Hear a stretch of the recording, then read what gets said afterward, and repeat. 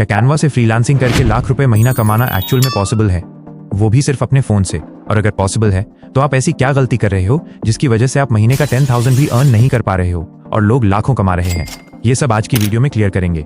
और अगर आपने कैनवा सीरीज का पार्ट 1 देख लिया है, जिसका लिंक डिस्क्रिप्शन में भी है, तो आपको आइडिया मिल गया होगा कि कैनवा से फ्रीलांसिंग की शुरुआत कैसे करनी है। और इसी वजह से पिछली वीडियो पर 100 से ज्यादा कमेंट्स आए थे पार्ट 2 के लिए। इसलिए आज हम इस टॉपिक को थोड़ा और गहराई से डिस्कस करेंगे, क्योंकि इस वीडियो का पर्पस सिंपल है, आपको एक क्लियर रोड मैप देना कि 2025 में कैनवा से फ्रीलांसिंग कैसे करनी है और वो कौन सी गलतियां अवॉइड करनी है जो अभी 90% बिगिनर्स कर रहे हैं। और हाँ, ये वीडियो थोड़ी एडवांस होने वाली है, इसलिए अगर आपके पास ऑलरेडी 1-2 क्लाइंट्स हैं या क्लाइंट्स तो ज्यादा हैं लेकिन रेट अभी भी पीनट्स जैसा मिल रहा है, तो ये वीडियो स्पेशली आपके लिए है। इसलिए वीडियो को लाइक कर लो। शुरू करते हैं। Number 1, communication is the key. देखो, सबसे पहली और सबसे बड़ी प्रॉब्लम आती है कम्युनिकेशन की। सच बोलूं, यहीं पर 70% फ्रीलांसर्स फेल हो जाते हैं। क्लाइंट को रिप्लाई करने में लेट, फाइल्स भेजने में डिले, या फिर ऐसा रोबोटिक सा मैसेज भेजना, और क्लाइंट सोचता है बंदा सीरियस ही नहीं है। सिंपल सोल्यूशन है भाई, जब क्लाइंट डिटेल भेजे तो तुरंत एक्नॉलेज करो, एक क्लियर टाइमलाइन दो। जब डिजाइन भेजो तो सिर्फ प्लेन फाइल मत भेजो, उसका एक मॉकअप भी भेजो ताकि क्लाइंट विजुअलाइज कर पाए कि डिजाइन रियल लाइफ में कैसा लगेगा। और सबसे जरूरी, अगर क्लाइंट चेंजेस मांग ले तो उसे ईगो मत बनाओ, बोलो sure, I will update it right away, और कर दो। ट्रस्ट मी, क्लाइंट को डिजाइन से ज्यादा आपका एटीट्यूड याद रहता है और वही डिसाइड करता है कि वो आपसे दोबारा काम करेगा या नहीं। Number 2, upgrade your skills. अब आती है दूसरी बड़ी गलती। बिगिनर्स कैनवा के बेसिक टूल्स तक ही सीमित रहते हैं।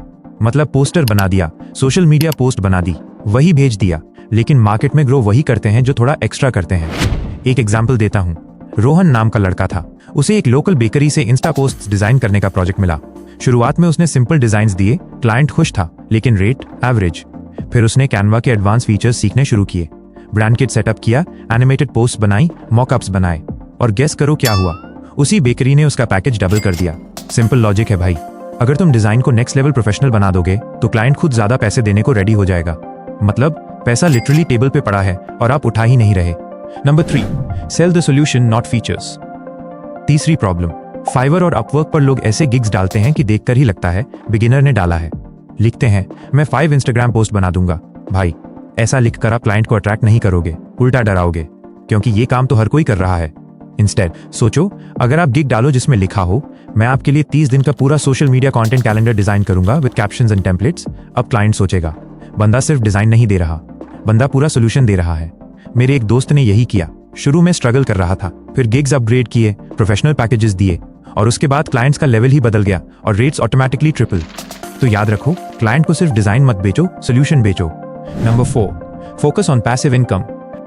अब आते हैं चौथे पॉइंट पर। बिगिनर्स की सबसे रिस्की आदत सिर्फ एक्टिव इनकम पर फोकस करना। मतलब जब तक क्लाइंट है तब तक इनकम, जैसे ही क्लाइंट गया इनकम भी जीरो। लेकिन स्मार्ट फ्रीलांसर्स एक ही डिजाइन को मल्टीपल बार बेचते हैं। कैनवा में टेम्पलेट्स बनाओ, जैसे resume, wedding invitation, coaching slides, और उन्हें एटसी या क्रिएटिव मार्केट पर अपलोड कर दो। मेरे एक दोस्त को देख लो, हर रोज क्लाइंट्स के पीछे भागता था। मैंने बोला एक काम कर, एक मिनिमलिस्ट रिज्यूम टेम्पलेट बना और एटसी पर डाल दे। पहले 1-2 सेल्स आई, उसने इग्नोर कर दिया, लेकिन 1 महीने बाद वही टेम्पलेट उसका बेस्ट सेलर बन गया। बिना नया काम किए एक्स्ट्रा पॉकेट मनी आने लगी। और यही है पैसिव इनकम जो फ्रीलांसिंग के प्रेशर को आधा कर देता है। Number 5, use referral system. और फाइनली, सबसे अंडररेटेड स्ट्रैटेजी, रेफरल सिस्टम। देखो, हर बार नए क्लाइंट्स के पीछे भागना मत, एग्जिस्टिंग क्लाइंट से ही नए क्लाइंट्स निकालो। सिंपल लाइन बोलनी है प्रोजेक्ट के एंड में, अगर आपको मेरा काम पसंद आया तो अपने दोस्तों को भी रेफर कर दीजिए।